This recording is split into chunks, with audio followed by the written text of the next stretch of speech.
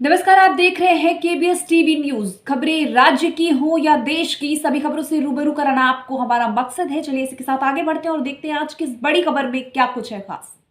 बड़वानी में मछुआरों के अधिकारों को लेकर नर्मदा बचाओ आंदोलन का प्रदर्शन। मेघा पाटकर के नेतृत्व में कसरावत से राजघाट तक नाव रैली। बड़वानी नर्मदा बचाओ आंदोलन के तहत नर्मदा घाटी के विस्थापित मछुआरों ने सोमवार को अपने अधिकारों की मांग को लेकर बड़ा प्रदर्शन किया। यह आंदोलन वरिष्ठ सामाजिक कार्यकर्ता मेघा पाटकर के नेतृत्व में हुआ। मछुआरों ने कसरावद से राजघाट तक नर्मदा नदी में 30 से अधिक नावों के साथ एक विशाल नाव रैली निकाली। यह रैली का उद्देश्य सरकार का ध्यान उनकी लंबित मांगों की ओर आकर्षित करना था। नाव रैली के बाद मछुआरा संगठनों द्वारा बड़वानी कलेक्टर को एक विस्तृत ज्ञापन सौंपा जाएगा। ज्ञापन में सरदार सरोवर परियोजना से प्रभावित मछुआरों को नर्मदा ट्रिब्यूनल के फैसले के अनुरूप अधिकार देने की मांग की गई है। इसमें प्रस्तावित नर्मदा माता मत्स्य सहकारी उत्पादन एवं विपणन संघ का पंजीकरण, पुनर्वास लाभ, आवास, आजीविका और मत्स्य व्यवसाय सहकारी समितियों को सौंपने जैसे मुद्दे शामिल हैं। इसके अतिरिक्त ठेकेदारी प्रथा को समाप्त करने सहित कुल 10 प्रमुख मांगे रखी गई है।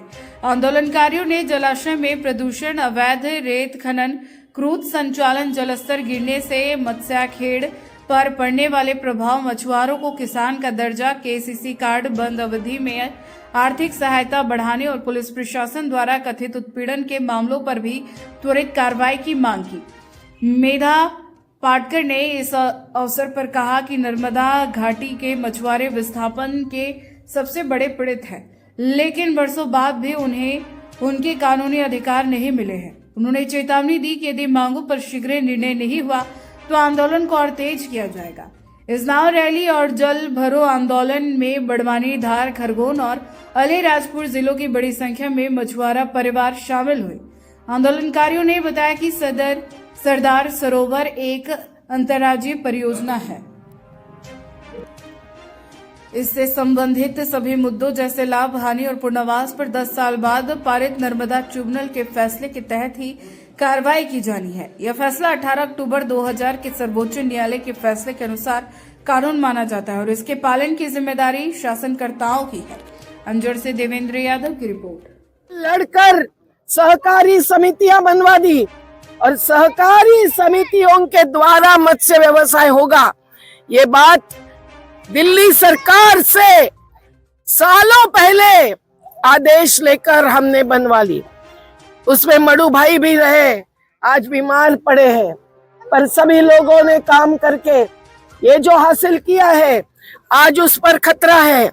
सोसाइटियों का हक रद्द करने जा रही है सरकार। तीनों राज्यों का एक बोर्ड बनाएंगे, एक मंडल बनाएंगे और उसके द्वारा मत्स्य व्यवसाय चलाएंगे। तो तुम्हारी सोसाइटी के सदस्यों को, अपने पारंपरिक मछुआरों को आधा किलो मछली भी जलाशय से लेना मंजूर नहीं करेंगे। ये बरगी के लोगों ने भुगता है। आज भी बरगी के मछुआरे बेरोजगार हो गए हैं, आज भी लड़ रहे हैं। क्या ऐसा ही हम करेंगे? महाराष्ट्र ने नामंजूर किया है।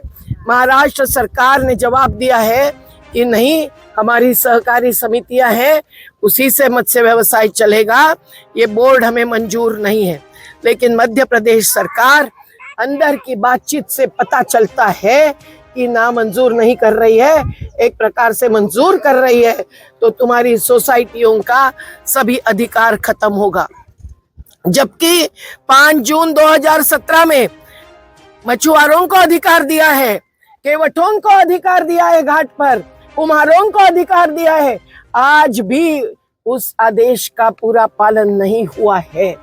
तो आज समझिए कि हमको नाव चाहिए, जाल चाहिए, बीज चाहिए, खाद चाहिए, ये तुम मांग कर रहे हो। महाराष्ट्र में सब कुछ मिल गया है, बड़ी बड़ी गाड़ियां दी है, भूमि दी है मत्स्य उद्योग चलाने को। और ऐसा कैसे हो सकता है कि एक ही बांध के जलाशय में महाराष्ट्र अलग करेगा और मध्य प्रदेश अलग करेगा? आज केवटों पर भी खतरा मंडरा रहा है। सेमलदा से छोटा बड़दा जो पुल बन रहा है,